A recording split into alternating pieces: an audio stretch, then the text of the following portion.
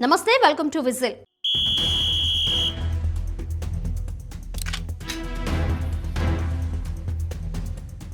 స్కూల్కి విద్యార్థి రాకపోతే టీచర్లు ఊరుకుంటారా? పేరెంట్స్ ఒప్పుకుంటారా? ఖచ్చితంగా వెళ్లేలా చేస్తారు. ప్రభుత్వ ఉద్యోగి ప్రతిరోజు ఉద్యోగానికి వెళ్ళాలి. వెళ్లకుండా ఇంట్లో కూర్చుంటే ఊరుకుంటారా? మరి వీళ్ళందరికీ రూల్స్ ఇలా అమలు చేస్తున్నప్పుడు ప్రజాప్రతినిధులకు ఎందుకు అమలు చేయరు? అసెంబ్లీకి రాని వాళ్లపై ఎందుకు చర్యలు తీసుకోరు అనే ప్రశ్నలు ప్రజల నుంచి వస్తున్నాయి. దీనంతటికీ కారణం బీఆర్ఎస్ బాస్ కేసీఆర్. ఆయన 2 ఏళ్లలో రెండు సార్లు అసెంబ్లీకి వచ్చారు. 2 సార్లు కూడా అలా వచ్చి ఇలా వెళ్ళిపోయారు. ఇదే సమస్య అవుతోంది. దీనిపైనే అటు కాంగ్రెస్ ఇటు నెటిజన్లు విరుచుకుపడుతున్నారు. అసెంబ్లీ శీతాకాల సమావేశాలకు కేసీఆర్ వస్తున్నారని చెప్తూ బీఆర్ఎస్ వర్గాలు తెగ ప్రచారం చేశాయి. సోషల్ మీడియాలో కూడా జోరుగా క్యాంపెయిన్ నడిచింది. కానీ కేసీఆర్ అసెంబ్లీకి వచ్చి సరిగ్గా 5 నిమిషాల తర్వాత వెళ్ళిపోయారు. అనారోగ్య సమస్య ఉందా అంటే తాను ఆరోగ్యంగానే ఉన్నానని అసెంబ్లీలో స్వయంగా సీఎం రేవంత్ రెడ్డికి ఆయనే చెప్పారు. అంటే సమస్య అనారోగ్యం కాదు. మరెందుకు ఆయన వెళ్ళిపోయారు? అసెంబ్లీ అంటే చుట్టపు చూపులా వచ్చి వెళ్ళిపోయేదా? తనను గెలిపించిన ప్రజల తరపున అసెంబ్లీలో ప్రాతినిధ్యం వహించాల్సిన బాధ్యత కేసీఆర్కి లేదా అని నెటిజన్లు ప్రశ్నిస్తున్నారు. ఈ మాత్రం దానికి అసెంబ్లీకి రావడం ఎందుకు, వెళ్ళిపోవడం ఎందుకు అని సెటైర్లు వేస్తున్నారు. కేసీఆర్ సామాన్య నేత కాదు, ఓ పార్టీకి అధినేత. అసెంబ్లీలో ప్రతిపక్ష నేత అంటే ప్రతిపక్షాన్ని ముందుండి నడిపించే బాధ్యత ఆయనదే. ఆయన అసెంబ్లీకి రాకపోతే ప్రతిపక్షానికి అన్యాయం చేసినట్లే అవుతుంది.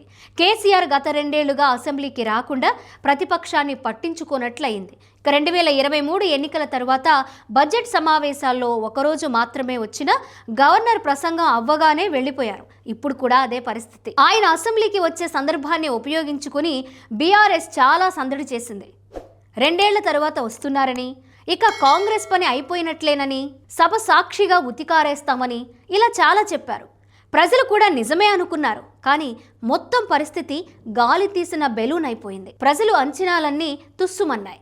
ప్రతి ఎమ్మెల్యే 6 నెలల్లో ఒక్కసారైనా అసెంబ్లీకి రావాలి, లేదంటే వారి సభ్యత్వాన్ని రద్దు చేసే నిర్ణయాన్ని స్పీకర్ తీసుకునే ఛాన్స్ ఉంటుంది. అలా జరగకూడదనే ఉద్దేశంతోనే కేసీఆర్ అసెంబ్లీకి వచ్చారని, అంతే తప్ప ప్రజల తరపున మాట్లాడేందుకు రాలేదనే వాదనలు ఇప్పుడు తెరపైకి వస్తున్నాయి. ముఖ్యంగా సభలో దివంగత మాజీ ఎమ్మెల్యే రామ్రెడ్డి దామోదర్ రెడ్డి, కొండా లక్ష్మణ్ రెడ్డిలకు సంతాప తీర్మానం చదివే సమయంలోనే కేసీఆర్ సభ నుంచి బయటకు వెళ్లిపోవడంపై విమర్శలు వస్తున్నాయి. కనీసం చనిపోయిన వారికి సంతాపం తెలిపేంత టైం కూడా కేసీఆర్ సభలో ఉండలేకపోతున్నారా అనే సెటైర్లు వినిపిస్తున్నాయి. కేసీఆర్ సభలో 10 నిమిషాలు మాత్రమే ఉండి హరీష్ రావుతో కలిసి నందీనగర్ నివాసానికి తిరిగి వెళ్లారు. ఈ విషయంపై మంత్రి కోమటిరెడ్డి వెంకటరెడ్డి తనదైన శైలిలో స్పందించారు. కనీసం దివంగత సభ్యుల సంతాప తీర్మానం వినేందుకు కూడా కేసీఆర్ ఉండకుండా వెళ్లిపోవడం సభ మర్యాదలను ఉల్లంఘించడమే అని అన్నారు. ఇది కేవలం అటెండెన్స్ కోసం వచ్చినట్లు కనిపిస్తోందని, ప్రతిపక్ష నేతగా బాధ్యతలు నిర్వర్తించకపోవడం దురదృష్టకరమని విమర్శించారు. ప్రభుత్వ విప్ ఆది శ్రీనివాస్ కూడా అటెండెన్స్ కోసం మాత్రమే కాకుండా అన్ని రోజులు రావాలి అని సూచించారు. కేసీఆర్ను మర్యాదపూర్వకంగా పలకరించినట్లు ముఖ్యమంత్రి రేవంత్ రెడ్డి తెలిపారు. ఆయన త్వరగా వెళ్లిపోవడం గురించి ఆయన్నే అడగాలని రేవంత్ చేసిన వ్యాఖ్యలు ఇప్పుడు హాట్ టాపిక్ అయ్యాయి. ఈ ఘటన రాజకీయంగా కాంగ్రెస్కు అనుకూలంగా మారిందని, ప్రతిపక్ష నేతగా కేసీఆర్ బాధ్యతలు నిర్వహించడం లేదని ప్రచారం చేసుకునే అవకాశం దొరికిందని విశ్లేషకులు అంటున్నారు.